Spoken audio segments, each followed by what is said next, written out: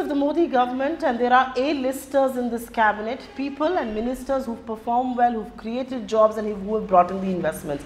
Who better than Ms. Harsimrat Kaur Badal, the Union Minister for Food Processing Industries, joining us right here on ET Now. Thank you very much for being with us. I qualify you saying you're one of the performers in this government. In brief, if you can tell me, what do you believe have been the biggest achievements of your 4-year tenure? I would say the fact that we have managed to create 3.8 lakh jobs, that too in the rural area.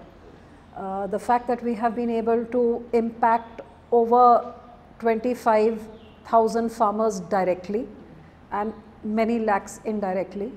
The fact that we have put in agro-processing capacities to bring down the wastages and to increase the, the nascent 10% which we do now by almost 3 times over the last 4 years and what's being done in the last 70 years.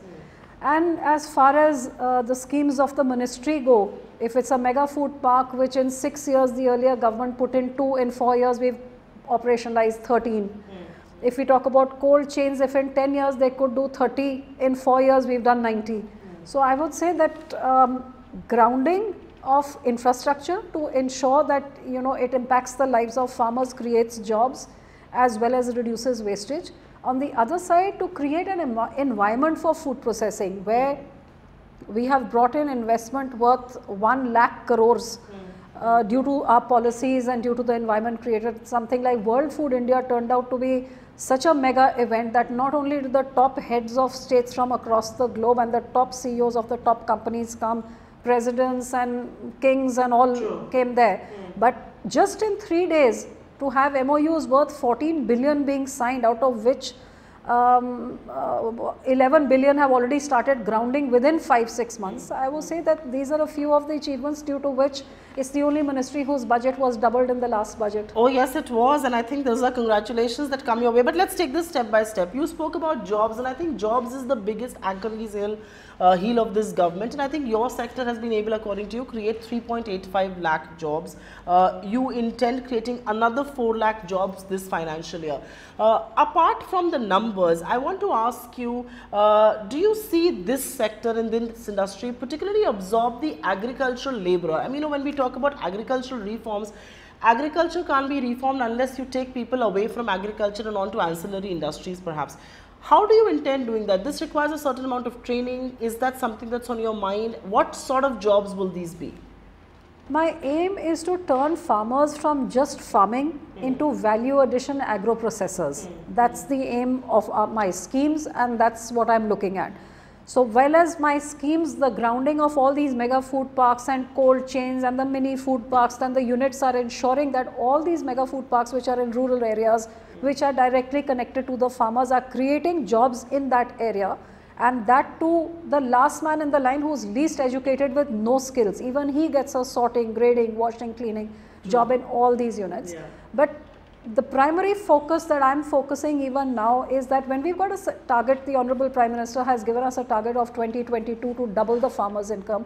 I don't think that doubling is going to come just by raising the MSP and only by increasing his yields. It's actually going to come when what he's growing in the farm, he starts value adding to that, so that whatever sells in the mandi, he gets a good price, good for him. But what he doesn't get a good price for, he can value add with it and sell it in the market for 4 times the price, which makes more availability, hence holds inflation under control, and of course adds to the farmer's income. Let's talk about one more issue. And Operations Green was launched with much fanfare, big budget announcement. You're right, your budgets were double. How will you assess the progress so far, 4 months down the line? It was a new scheme which has been announced. Over 4 months, we have had extensive stakeholder meetings. We've tried to work out a scheme, and I've eventually come to the conclusion that what's going to work is that all these big companies who have committed 1 lakh crores worth of investment, and as you know, we allowed 100% FDI and multi-brand retail of food which is manufactured and sold in India, which brought in the likes of Amazon coming into e-com of food retail as well, grofers, big baskets, CP wholesale, metro cash and carry. So what I've decided to do is that these guys are putting up their chains. I now need to link them. After mapping, what I've done is mapped the cluster of tomato, onion and potato, where the clusters are. then where these people are putting up their wholesale shops or their outlets, and to connect the nearest cluster to this nearest retailer and give them through this 500 crores the infrastructure which is needed for the farmer to preserve and to wash, grade, package and to supply to these shops. And these shops, that whatever backward linkages they are going to be able to do. So the idea is straight away from farm to fork, a seamless delivery with least amount of middlemen and least amount of wastage. I think one of the things that you've taken cognizance of is perishables, and you know, the oft repeated picture of a farmer protesting is throwing onions and tomatoes and potatoes on the streets and roads, and I think you've taken cognizance of that, which is why your ministry has launched 545 reefer bans, the refrigerated bans. Obviously, this is not a number that can suffice. What is the plan on those lines? First on this, and then on the cold chain, the grid that you've been talking about. So the cold chain grid, we have been, if you look at the map in my e-book, you will see that where, you know, there were just spots of cold chain. Now the entire country, there's like a cold chain grid throughout the entire country. And you'll be surprised to know that if we look at what a horticulture produce is, where largely perishables which include milk and fisheries and everything, if we looked in 2014 what the horticulture produce was, say about 500 million metric ton, and you looked at what the capacity of processing and preservation was, which was about 1.4 million metric ton. I'm just talking about the schemes of my ministry alone, not the other things. This was hardly 0.20% of the requirement. What we have managed to do till date, just in 4 years which we have grounded, and out of my schemes which are going to be completed by 2020, from 0.20% we'll have taken it straight up to 4%. So you can imagine if just one ministry has through the center managed to do this, the ripple effect of what more this has created at the state effects is going to be so much more, from 0.20 to go up to 4% straight away. So of course we have worked in creating this cold chain grid, and which is why that if you look at the preservation capacities which were till 2014 barely 3 million metric tons, it is now over 14 million metric tons, which is more than 3.5 times. So in everything we have worked on creating and ensuring it's not on paper but it's on ground. And also another thing which I must highlight to you, that to push this sector even further, as you know that in this budget we had also asked for a financial institution especially to fund the food processing. I will talk on that NBFC, because I think the markets are also very interested to know what this NBFC is all about. It's pretty evident that you worked on the finances also. But just before I move on to that, I want to ask you on these food parks, and obviously your report card on that is very green. 25 mega food parks will become operational by 2018, you say, and the rest 15 will become operational very soon by 2019. What was the, if I may use a language from food, what was the ingredient for success there? Because the success rate for food parks before your government came in, and may I say before you came in, was very low. What changed there? Well, I would say you've got to give the Honorable Prime Minister credit for that, that he separated this ministry from agriculture. Agriculture being such a huge scope that needs to be covered, food processing got lost somewhere. And when the Honorable Prime Minister set a target of 2022, he focused on everything which could generate additional revenue for the farmers, and he realized what a catalytic role food processing played, and he separated it. As a result, you had a full-time minister whose job was to monitor and ensure grounding takes place. So, besides... And sometimes food processing and agriculture also had conflicting issues. Yeah, that's true. So besides regular monitoring, making it all transparent, making it online, getting rid of government and more governance, and hand-holding the industry by, even if it's a state issue, I interact with the state chief ministers, my secretaries, I force them to interact with the chief secretaries. If it's an issue with the pollution department in the center or with the food FSSAI in the center, I interact with my colleagues. So basically clearing out the roadblocks, whichever is being faced, and I think that alone has ensured that we've got rid of all those who were just taking mega food parks to pocket some money, got rid of them, re-allotted them, and changed the guidelines and tightened them, so there was no scope for just pilferage and doing nothing, but only scope. I even put in a penalty clause. If you're late in your performance, your grant will be cut. So You've like really tightened things. No, you have, and I also want to talk to you about one other big success that you've spoken about, which is the food regulator and the terror that has ended there, but that's coming in just a bit. E-NAM, for instance, has been implemented in 470 wholesale markets in 14 states, in which this competitive online bidding system has been introduced for better price. But do you believe sometimes the technology, the know-how, the technology failure is making farmers shy away from that? And is that something that's on your... See, it was a revolutionary idea which the PM has just started. Obviously a new scheme, it takes time, and especially when we talk about our rural areas, for the farmers to get to know about something new and to have the confidence to go for it. It's the more progressive states and the bigger farmers who will try it out, and then a whole lot of others will follow. But as far as connecting, all the states have not connected their mandis as yet. It's just in a couple of states, and wherever it's working very well there. But it's a start. It's a brilliant revolutionary start, but it will take time until all states adopt it, it becomes a norm, and that's when the real potential will be unleashed. So let's talk about the food regulator, and I think there was a time when that the FSSAI was this terror organization as far as this industry was concerned. Many people believe you've revolutionized that. It's more in alignment with what the industry wants today. The criticism is, have you diluted norms? So how will you defend your position? I won't say that, because I think what started this, or rather highlighted the shortcomings of FSSAI, was the Maggie episode. And I think from that unpleasant episode gave way to a whole of good norms and systems being put into place. Where in our country there was, you had to have product by product approval of every new innovation which was done. As a result, there were approvals pending for maybe 2 years, and companies could not decide when their product was going to be launched. They could not manage their finances because they didn't know about anything. And of course, then there were cases where, checking was being done in one way in one lab, another way in the other lab.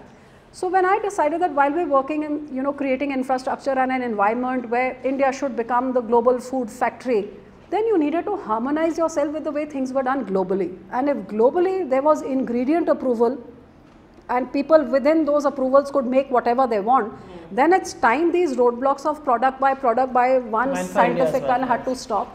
And I think FSSAI did a brilliant job that within 1 year got after it and harmonized ourselves with Codex standards by 11,000 ingredients, and you work. And that entire story of where when I took over, the industry would come and tell me from every side that we can't innovate, we can't expand, we can't put in our finances, we can't plan our budgets. That all is history. Even when I'd go abroad, I'd hear about this, and now that's all history. And I think, I won't say they've diluted it. I think we've harmonized ourselves with global ways of doing things to ensure that India becomes a global food factory, and we've, geographically close to food importing nations like the Middle East and Japan, who are all looking at sourcing from India, making in India, and even ensuring their own food security, because we are one of the largest producers of food. So from 332 ingredients, you've finally taken out the ingredient tally to 11,000. Of course, the khichdi as well, which was a real mixture of ingredients. Absolutely. But let's talk about this innovative thing that you've now voiced and you perhaps now pushing, which is this NBFC for food processing industry. What is this thing all about? What are the modalities? What sort of stake are you looking at? What sort of funds are being looked at? And why this idea? Basically for the reason that I found that, when we have a $600 billion retail sector, out of which 70% is food retail, which is set to treble by 2020, the sector is growing at an amazing speed. Today, e-com, what is predicted, is growing 3 times the amount in the food retail sector. So there is huge amount of global interest because Western markets have saturated or dried up. This is the fastest growing economy. This is one of the sectors where the demand due to the numbers is increasing at a rate where the whole world is looking at us. But our banks domestically find lending to a food processing industry extremely risky, because they don't understand the fact that the food is something which is dependent on the weather gods, and with droughts and floods, and it's a risky proposition. It's a risky proposition, so they would not finance it. As a result, the industry, the potential that it has was not being fully unleashed, because you could not get through to the banks to make them understand that this is a seasonal industry. It is going to be shut for a certain amount of the month till that raw material comes into the fields. Then I decided, I said, instead of trying to get after these people, which is difficult, and they would, although we'd had it put in the priority sector lending, but yet lending would be the last priority. Yes. So why not fund and come up with our own institution which funds this sector? And when I went globally and spoke to certain institutions, there was a huge amount of interest. So that's when I came up with the idea that why not have a fund, an institution where international money can also come in, our local banks can also, we can also have a stake in it, and create a fund which not just lends to the food processing sector, but does capacity building, risk assessment, sensitizing and teaching the banks all about it, so that there's larger acceptability of this. So this I think was another so at what level is this proposal right now? Have you got the RFPs are going to be floated in July. Okay. So at the end of this month, by the beginning, the RFPs will be floated. There's already a huge amount of interest. A lot of overseas funds are also wanting to come into it. A lot of domestic funds are also wanting to be a part of it. And will government continue to hold a small stake there? Yeah, my ministry, we are going to put in our share as well and have a stake in it.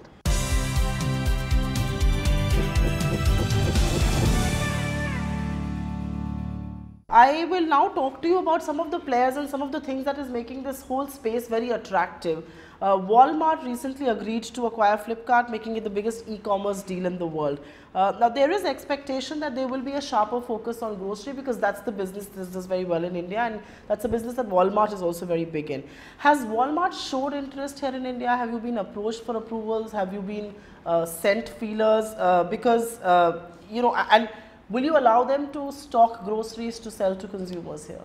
When I was going around the globe telling people about the policies in India and why they should come participate in World Food India, so of course Walmart was someone I did approach because they are one of the giants. True. And the feedback I got with many of these big established giants was that they don't have a food only model. They have food and other things as well, whereas in our country we've only opened up FDI for in the food sector for direct 100% FDI, and which is why I had suggested to the government that even if you look at it from a consumer's point of view, when you go buy your groceries, you want to pick up your soap and shampoo and your other little daily essentials as well. You don't want to then park your car in another place, get off again and go buy these. Yeah. So if we allow them home care products along with this, but those two which are manufactured in India, so it generates employment, it would be much more viable. So these big guys were pushing for that you know, we should be allowed home care products, which is something the government has not taken a decision on. But Amazon has proved that even if you take up just the food, that too has huge potential, and that's why they have already committed $500 million. They're already setting up 76 stores. They've got CP Wholesale, which is setting up for big retail, 3 around Delhi only. True. So there's a lot of scope. But particularly on Walmart, has Walmart shown interest in applying for food only retail, because this will allow them to stock and then sell to consumers, something I think the FDI guidelines don't allow right now. When I was in talks with them, they wanted food plus home care products. They had not shown an interest in just food, because for the simple reason that just food, it has very high overheads, because you have to have that entire cold chain, cold storage and everything. So the moment you put in that infrastructure, the cost of the food obviously goes up. And food is something, the moment it's a little bit more expensive, we have so many other alternatives. People don't want to go to a more expensive shop. So that their viability would not fit. The viability comes in when they make their extra money from the other non-food item, which is a point which they had raised, and that's why I think for Amazon it's doable, because they don't have to put up all these big shops. They're going to have a warehouse through which their other e-commerce is done. They will probably do food e-com through that as well. So when I was in talks with them, they were not interested in the only food model, and but I think seeing the way the market is growing, I have no idea. They haven't approached me and I haven't been in talks with them. But will you be open to Walmart doing this? Because this will mean a big boost to the Indian grocery segment. No, absolutely. I think these big guys need to come in. They don't understand that one size does not fit all. India is today one of it's the second largest population. It's the fastest growing economy. Our food habits are very different to the Western world, where they buy their groceries for a week or a month and stock them. We eat fresh 3 times a day. That's right. Yes. So, that's why I try to explain to them that the model in India, what you have there will not work here. Here we have we want to feel and touch our vegetables and fruits and buy them, not the way you get them packed in a thing over there. It's a very different model. So I hope that looking at the way the market is expanding And the way if you look at the FDI which has come in into food processing over the last 2 years has almost doubled what it was at 2014 to what it is, more than 2 times. So I'm sure they are noticing all these things, and also beginning now after the success of World Food India, where they were there and they participated and they came and they saw, they must be thinking, having a rethink. So while I take you to the success of Amazon, and just a quick question here on 100% FDI and food retail has been allowed, but this comes with various riders where players are asked to keep separate equipment, machinery and warehouses for the food product business and not to share them with the e-com platforms, e-commerce side. Are you at all willing, open to reforming these or relaxing these? Because these are riders that people are finding very difficult to meet. I think the problem is not at the warehouse level, which they agree that, you know, for food they anyway need different kind of equipment. The problem is arising, what they are saying, that when we go to distribute it, if that guy is distributing a non-food item, that same van should be allowed to distribute the food item as well, because we can't have 2 separate sets of transportation, one for the food and one for the non-food, going to the same place. So the whole model collapses then. And I think I'm in agreement with them, and I hope that the Commerce Ministry also see, because we have to be logical about it. But how hopeful are you that your government is going to I think Mr. Prabhu is a very reasonable man, and he will understand that at the end of the day we want to do what is advantageous to our consumers and to our farmers. We are not looking to help any, you know, to be an advantage to an industry only, but at the end of the day this government's focus is on the people of India. And I think by allowing them the transportation, if it benefits the farmers, it benefits the consumers, you must find a way out. I'll take 2 questions here before I move to you and talk 2 questions on politics, because you're a political animal as well. The reason why I asked on 100% FDI and food and the segregation is that Amazon has sought clarification. They're all right in maintaining segregation virtually, but what they've asked is that can they share some of its logistics and staff with the food only venture, something that you talk about. Given that Amazon has made commitments of investments in India, isn't that a case to relax norms for? Definitely, I think one should, because at the end of the day, if it's a sector which is generating employment, today 50% of our youth under the age of 25, job security is something they're all looking at. If these big companies come in and create jobs, we must ensure we create an environment that more of them come in. If it's anything to do with the food sector, today the farmer is in distress because of what we have inherited over the last 70 years. This government in 4 years has made many transformational measures. Of course, every industry will only come in if it's beneficial to them, but you have to look at the bigger benefits of those who are distressed, how much it's going to uplift them, and you have to make that your primary focus. Okay, let me talk to you about politics. And just yesterday there was a meeting between your party and the BJP president, and looks like the BJP is on an overdrive to reach out to allies. It isn't state secret that allies have been miffed at being on the sidelines. Are you a little disappointed that in the last 4 years allies weren't given the treatment that you perhaps got while Mr. Vajpayee was in power? I can't comment on that because I was not a part of politics during the Vajpayee era. I have come into politics in the center as in Mr. Modi's regime. And as far as I am concerned, I can say that he's always been extremely open and reasonable to anything that we have asked. Of course, Vajpayee ji had a different style of doing things, where I am told he regularly interacted with all the allies. And this Prime Minister was a different person. He is a more strong, dynamic, in control Prime Minister. He had a different way of working. But the fact that all allies worked very well for 4 years, and we've had unfortunately one ally which left, which had their own state issues which led to that. But the fact that for 4 years we ran very successfully, I think goes to show that there wasn't, nobody was that miffed that they did not want to be a part of the government.